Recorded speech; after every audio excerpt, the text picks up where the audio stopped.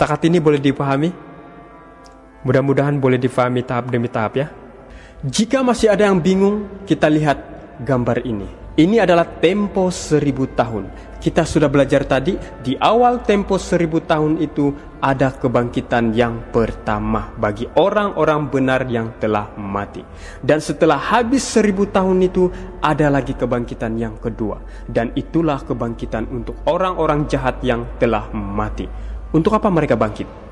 Kita sudah ketahui tadi, di kebangkitan pertama untuk hidup kekal, dan di kebangkitan kedua untuk dihukum.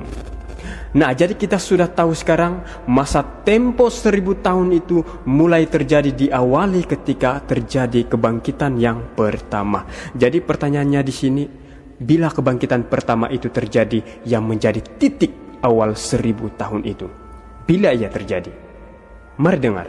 Sebab pada waktu tanda diberi, yaitu pada waktu penghulu malaikat berseru, dan sangkakala Allah berbunyi, maka Tuhan sendiri akan turun dari surga, dan mereka yang mati dalam Kristus akan lebih dahulu bangkit.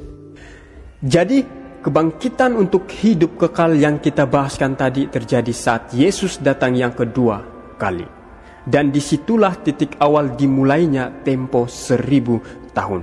Dan ketika Yesus datang yang kedua kali, akan ada 4 kelompok manusia.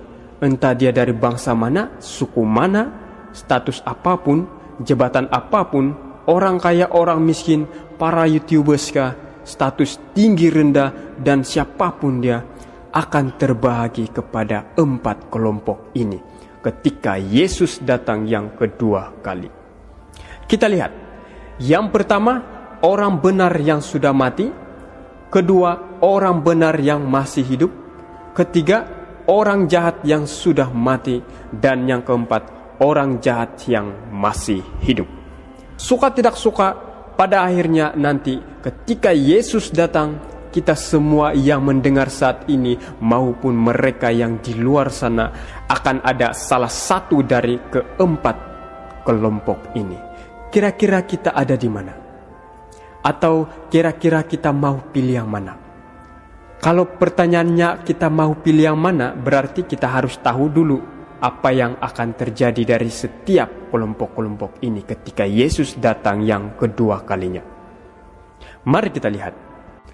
Yang pertama, orang-orang benar yang sudah mati. Apa yang terjadi pada mereka ini ketika Yesus datang yang kedua kali nanti? Kita sudah bahas tadi di bagian awal, ketika Yesus datang yang kedua kali, mereka akan dibangkitkan.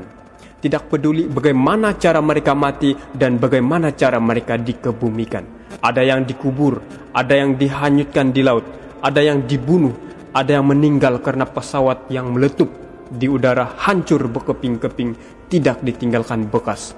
Apapun bentuknya, ketika Yesus datang yang kedua kali, orang-orang benar yang sudah mati, mereka akan dibangkitkan. Lalu bagaimana orang-orang benar yang masih hidup ketika Yesus datang yang kedua kali? Kita tahu Yesus datang seperti pencuri. Kita tidak tahu kapan. Jadi sekiranya hari ini dia tiba-tiba datang, jika kita adalah orang-orang benar di hadapannya, kita dikategorikan orang-orang yang benar yang masih hidup. Jadi apa yang terjadi pada orang yang benar ketika Yesus datang yang kedua kali? Mari dengar dengan teliti. Sesudah itu, kita yang hidup, yang masih tinggal, akan diangkat bersama-sama dengan mereka dalam awan, menyongsong Tuhan di angkasa. Demikianlah kita akan selama-lamanya bersama-sama dengan Tuhan. Jadi Alkitab katakan kita akan diangkat bersama-sama. Bersama siapa? Ya, bersama orang-orang benar yang sudah mati tadi. Orang-orang benar yang mati dari Adam lagi sampai sekarang, kita bersama-sama dengan mereka diangkat dalam awan menyongsong Tuhan di angkasa. Dulu masa admin kecil, pikiran saya, kalau orang sudah mati nanti, wah, saya boleh bertemu dengan nenek saya yang sudah tunggu di gerbang surga. Bayangan saya seperti itu. Padahal belum ada yang mendahului di sana. Nenek saya pun belum ada di sana. masih dalam kubur.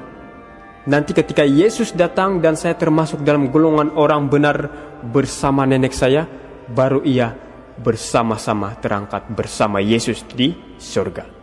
Dan 1 Korintus 15 ayat 51 hingga 55, di sana dinyatakan bahwa kita pun akan diubah. Mereka yang benar, yang sudah mati dibangkitkan, kemudian bersama yang masih hidup diubahkan, disempurnakan. Yang tadinya sakit-sakit, tidak lagi sakit. Yang tadinya tiada kaki naik kursi roda, terus ada kaki.